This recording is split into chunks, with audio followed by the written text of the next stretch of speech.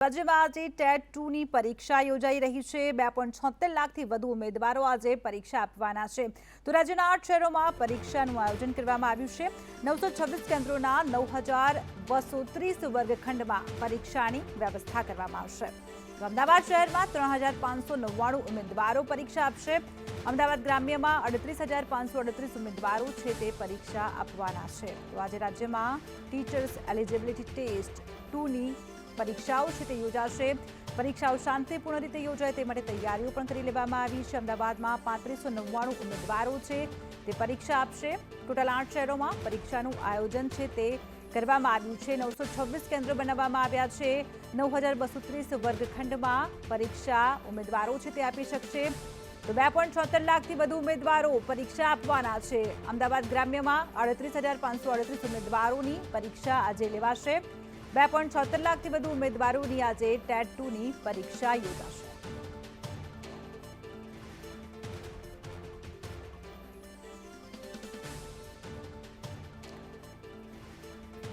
તો સંવાદદાતા જોડાઈ ગયા છે। રાજકોટથી મયુર સરવૈયા જોડાયા છે અને અમદાવાદથી દિવ્યા જોડાઈ ગયા છે। સૌપ્રથમ દિવ્યા, આપની પાસે આવવા માંગીશું। ટેટ 1ની પરીક્ષા છે તે શાંતિપૂર્ણ પતી ગઈ છે અને ટેટ 2ની એક્ઝામ છે જે આજે લેવાની છે, એક્ઝામ ક્યારે લેવાશે અને એક્ઝામમાં કોઈ ગેરરીતિ ન થાય તે માટે કેવા પ્રકારની વ્યવસ્થાઓ કરાઈ છે? અવની સરકારી ભરતીઓમાં કૌભાંડ અને પેપર ફૂટવાની ઘટનાઓ વચ્ચે ટેટ 2ની પરીક્ષામાં જેમાં ઉમેદવારો પરીક્ષા ક્યારે લેવાશે તેવી આતુરતાથી રાહ જોતા હતા અને શાંતિપૂર્ણ રીતે પરીક્ષા પતે તેવા ઉદ્દેશ્ય સાથે તમામ જે ઉમેદવારો છે તે પરીક્ષા કેન્દ્ર ઉપર પહોંચી રહ્યા છે। અમદાવાદનું આ કેન્દ્ર છે કે ત્યાં અત્યારે હાલ દૂર દૂરથી તમામ જે ઉમેદવારો છે તે આવી રહ્યા છે। મહત્વનું છે કે હજી બપોરનો સમય છે, 3 વાગે અંદર એન્ટ્રી છે ત્યારે આપવામાં આવશે અને પરીક્ષાનો સમય પણ 3 વાગ્યા બપોરનો રાખવામાં આવ્યો છે। કેટલાક ઉમેદવારો છે એમની સાથે પણ વાત કરીશું। બેન, ક્યાંથી આવ્યા છો, પરીક્ષાને લઈને કેવી તૈયારી અને આશા અપેક્ષા એક્ઝામ આપી રહ્યા છો ત્યારે? હું નખત્રાણા તાલુકાથી આવી છું, બેરુ ગામમાં। લગભગ કાલે 3 વાગે નીકળી છું। આજે 3 વાગે એક્ઝામ છે। એવી આશા હતી કે કદાચ સ્થાનિક કક્ષાએ એક્ઝામ લેવાની હોત તો વધારે સારું થાત, કારણ કે અત્યારે માનસિક સ્થિતિ એવી થઈ ગઈ છે કે આવવા જવાનું રહેવાનું પ્રોબ્લેમ થોડોક થયો હતો, કારણ કદાચ સ્થાનિક જગ્યાએ એક્ઝામ લેવાની હોત તો એટલો થોડોક માનસિક રીતે બરાબર થઈ જાય અને અપેક્ષા છે કે સારું જાય પેપર, તૈયારી સારી છે। કેટલી પરીક્ષાની રાહ જોવાતી હતી કે આ પરીક્ષાની સત્તાવાર તારીખ જાહેર થાય તેને લઈને? ઘણા વર્ષ, મેં 5 વર્ષ પહેલાં બીએડ કર્યું છે ત્યારથી વાટ જોઉં છું। ક્યાંથી આવ્યા છો આપ, પરીક્ષા આપી રહ્યા છો, કેટલી એક્સપેક્ટેશન, કેવી આશા અપેક્ષા અને પરીક્ષા કેન્દ્ર પર પહોંચતા કેટલો ભય રહે છે પેપરને લઈને પણ? અમે સવારના છેક 5 વાગે નીકળેલા છીએ। દાંતીવાડા તાલુકાનું નાદોત્રા ગામ છે।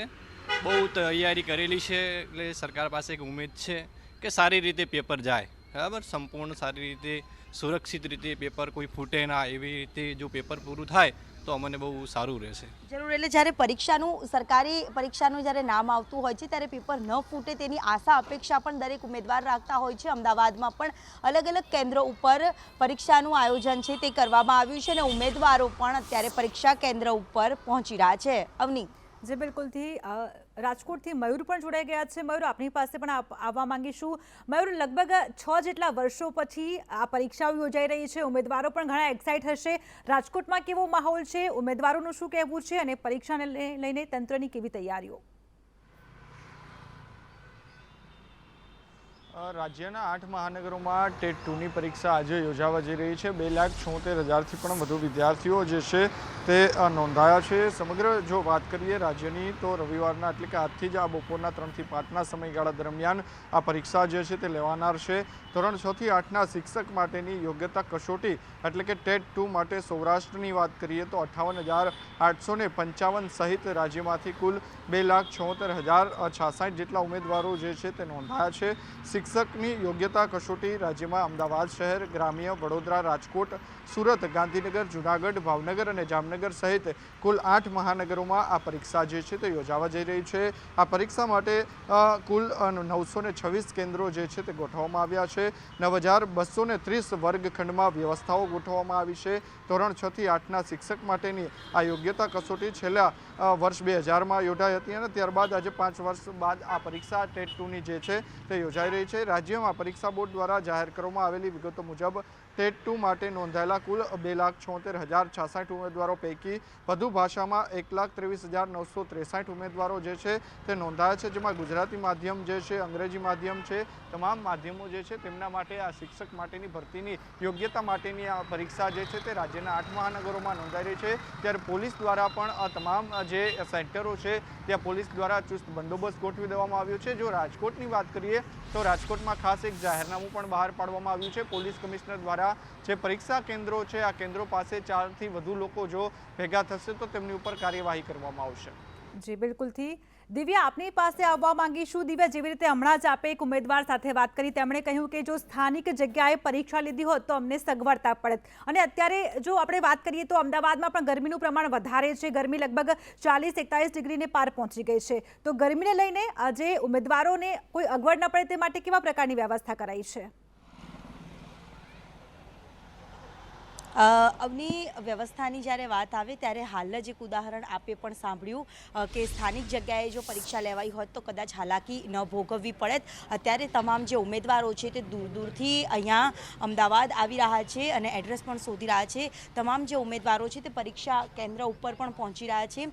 પરીક્ષાનું જે આયોજન છે, કેવી વ્યવસ્થાઓ અહીંયા કાળઝાળ ગરમી વચ્ચે કરવામાં આવી છે, શું એક્સપેક્ટેશન છે પરીક્ષાને લઈને? મેડમ, અમે તૈયારી તો કરીને આવીએ છીએ બધી, હવે જોઈએ કેવું રહે છે પેપર। ગરમી તો છે પણ હવે આમ તો વ્યવસ્થા સારી અમદાવાદમાં, એટલે વાંધો નહીં। બહારથી તમામ જે લોકો આવે છે, કેટલાક અમદાવાદથી પણ ઉમેદવારો જે છે તે અહીંયા પહોંચી રહ્યા છે। તમામ જે ઉમેદવારો છે તે પરીક્ષા કેન્દ્ર ઉપર પહોંચી રહ્યા છે અને સાથે જ અમદાવાદના મોટાભાગના વિસ્તારો એટલે કે 50થી વધારે કેન્દ્રો ઉપર આ પરીક્ષાનું આયોજન છે તે કરવામાં આવી રહ્યું છે।